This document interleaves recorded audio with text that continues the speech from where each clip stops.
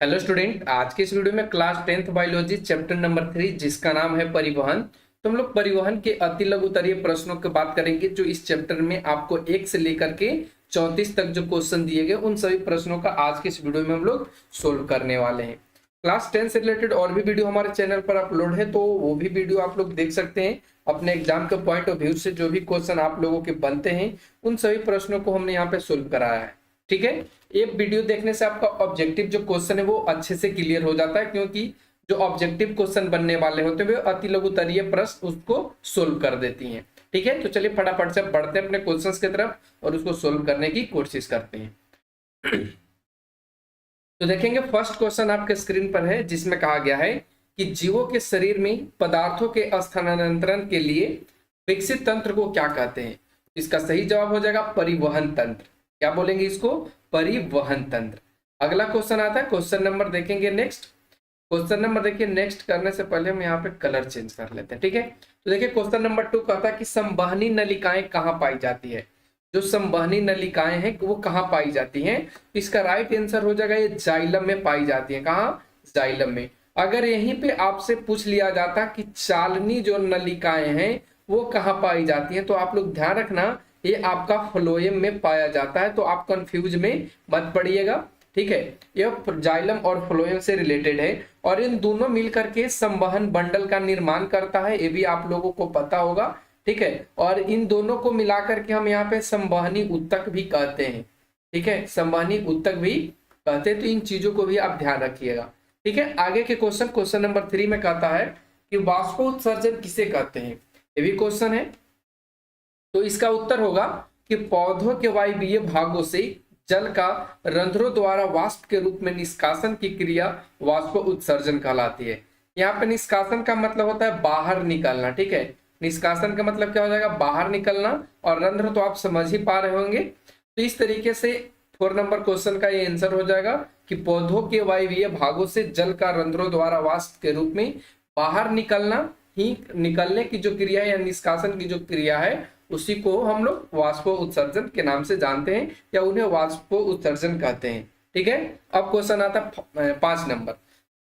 देखिए 5 नंबर में कहता है स्थानांतरण क्या है। तो चलिए इसका भी हम लोग जान लेते हैं। तो उत्तर में हमने लिखा है कि पौधों में जल, खनिज लवण और खाद्य पदार्थों के बहुत ऊंचाई तक संचलन को ही स्थानांतरण कहते हैं। इसका कहने का मतलब है कि पौधे जिस प्रक्रिया के द्वारा या जिस माध्यम से जल को, खनिज लवण को और खाद्य पदार्थों को जड़ से लेकर विभिन्न पॉइंट तक यानी पत्तों तक, तनों तक, इन सभी चीजों तक जो पहुंचाती है, तो ये पहुंचाने की जो क्रिया उसी को हम लोग बोलते हैं स्थानांतरण। ठीक है, उसको हम लोग क्या बोलते हैं? स्थानांतरण। तो इस तरीके से आप इसको समझ पाए होंगे। अगला क्वेश्चन आता है 6 नंबर, जिसमें पूछा गया है कि खाद्य पदार्थों का स्थानांतरण किस रूप में होता है।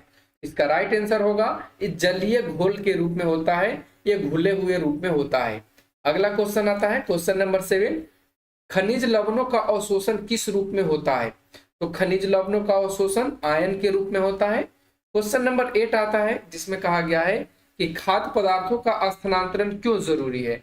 इसका राइट आंसर हो जाएगा कि पौधों के पोषण के लिए खाद्य पदार्थों का स्थानांतरण जरूरी होता है, जिससे पेड़ पौधे अपने विकास को बढ़ा सके, अपने वृद्धि में अच्छे तरीके से वो वृद्धि कर पाए। ठीक है, तो इन चीजों के लिए खाद्य पदार्थों का स्थानांतरण जरूरी होता है। क्वेश्चन नंबर 9 कहता है कि रक्त के विभिन्न अवयवों के नाम लिखिए। तो यहाँ पे आ जाएगा रक्त के विभिन्न जो अवयव हैं, एक तो आपका प्लाज्मा है, रक्त कोशिकाएं हैं, श्वेत रक्त कोशिकाएं हैं और रक्त पट्टिकाणु है। ये रक्त के विभिन्न अवयव हैं। ठीक है, अगला क्वेश्चन नंबर 10, रक्त परिसंचरण तंत्र के 3 प्रमुख अवयवों के नाम लिखिए। इसका राइट आंसर हो जाएगा रुधिर या रक्त, सेकंड आपका हृदय और थर्ड आपका रुधिर या रक्त वाहिनियां। तो ये सभी रक्त परिसंचरण के 3 प्रमुख अवयव हैं, तो ध्यान रखना है आपको, नोट कर लीजिए आप लोग वीडियो पॉज कर करके। अब बढ़ते हैं क्वेश्चन नंबर 11 पे। 11 नंबर क्वेश्चन कहता है कि रक्त किस प्रकार का उत्तक है। तो आप सभी जान रहे होंगे जो रक्त है वो तरल संयोजी उत्तक है। क्वेश्चन नंबर 12, लाल रक्त कोशिकाओं का निर्माण शरीर में कहाँ होता है। इसका राइट आंसर हो जाएगा अस्थि मज्जा में। लाल रक्त कोशिकाओं का जो निर्माण होता है शरीर में वो कहाँ होता है? अस्थि मज्जा में। क्वेश्चन नंबर 13 आता है जिसमें पूछा है मनुष्य में लाल और श्वेत रक्त कोशिकाओं में कौन दूसरे की अपेक्षा कम होता है।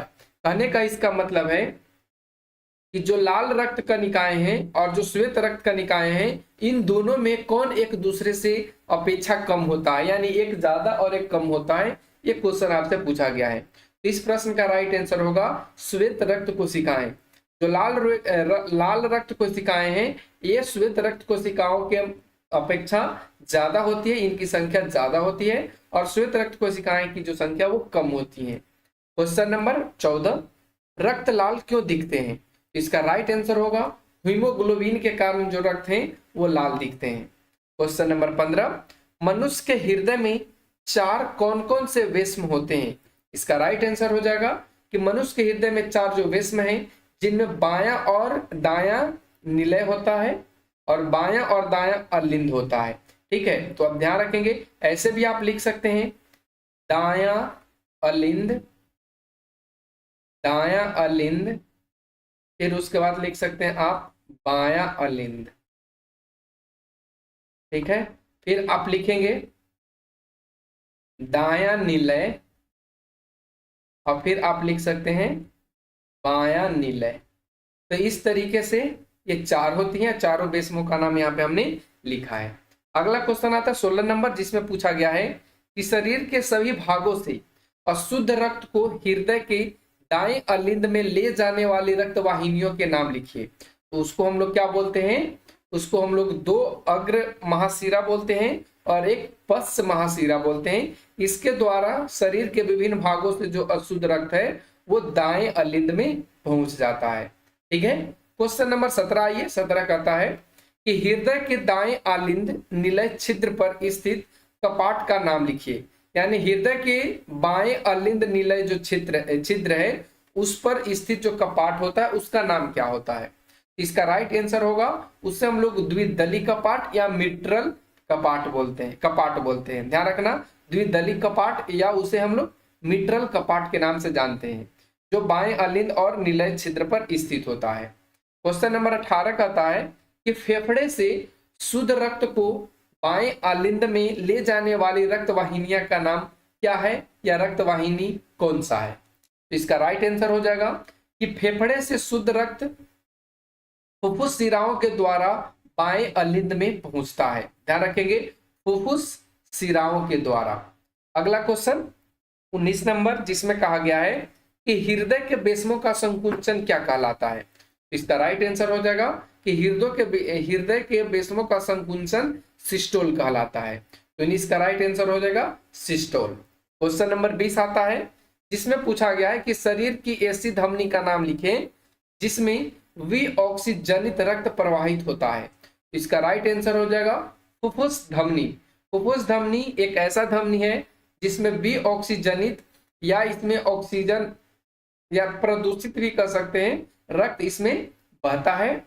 अगला क्वेश्चन 21 नंबर, शरीर की ऐसी शिरा का नाम लिखें जिसमें ऑक्सीजन जनित रक्त प्रवाहित होता है। शरीर की ऐसी शिरा का नाम लिखें जिसमें ऑक्सीजन जनित रक्त प्रवाहित होता है, यानी उसमें ऑक्सीजन की मात्रा होता है, वो कौन सी शिरा है। इसका राइट आंसर होगा फुफ्फुस शिरा। ठीक है, फुफ्फुस शिरा। क्वेश्चन नंबर 22 कहता है कि विभिन्न सिरिकाएं आपस में, ध्यान रखना शरीरिकाएं नहीं है, ये सिरिकाएं हैं। विभिन्न सिरिकाएं आपस में जुड़कर किस रक्त वाहिनी का निर्माण करती हैं। इसका राइट आंसर होगा रक्त केशिकाएं का। विभिन्न सिरिकाएं आपस में मिलकर के किसका निर्माण करती हैं, तो ये रक्त केशिकाएं का निर्माण करती हैं। क्वेश्चन नंबर 23, एक कोशिकीय पौधों का नाम बताएं जिसमें परिवहन विसरण के द्वारा होता है। इसका राइट आंसर होगा युगलिना। और भी है तो यहाँ पे एक ही बोला है तो हमने एक ही लिया है, युगलिना। क्वेश्चन नंबर 24, जिसमें कहता है कि पौधों में जल तथा खाद्य पदार्थों के स्थानांतरण करने वाले ऊतकों को क्या कहते हैं। तो उसको हम लोग बोलते हैं जाइलम तथा फ्लोएम, या जो जल को करता है उसको जाइलम, और जो खाद्य पदार्थों को करता है उसको हम लोग फ्लोएम। अगर पूर्ण रूप से पूछ लिया जाए तो इसको हम लोग संवहन ऊतक के नाम से जानते हैं। ध्यान रखना, अगर हम ये दोनों चीजों को मिला दें तो ये संवहन ऊतक के नाम से जाना जाता है। तो ये भी आपको ध्यान में रखना है। क्वेश्चन नंबर 25, जल संवाहक ऊतक में पाए जाने वाले लंबी तथा बेलनाकार नलिकाएं क्या कहलाती है? जल संवहन ऊतक में जो पाई जाने वाली लंबी और बेलनाकार नलिकाएं हैं उसको हम लोग बोलते हैं जाइलम। तो इस प्रश्न का राइट आंसर होगा जाइलम। 26 नंबर क्वेश्चन कहता है कि जाइलम तथा फ्लोएम में किसकी कोशिकाएं मृत होती है? तो इसका राइट आंसर होगा जाइलम की। जाइलम की जो कोशिकाएं हैं वो मृत होती हैं।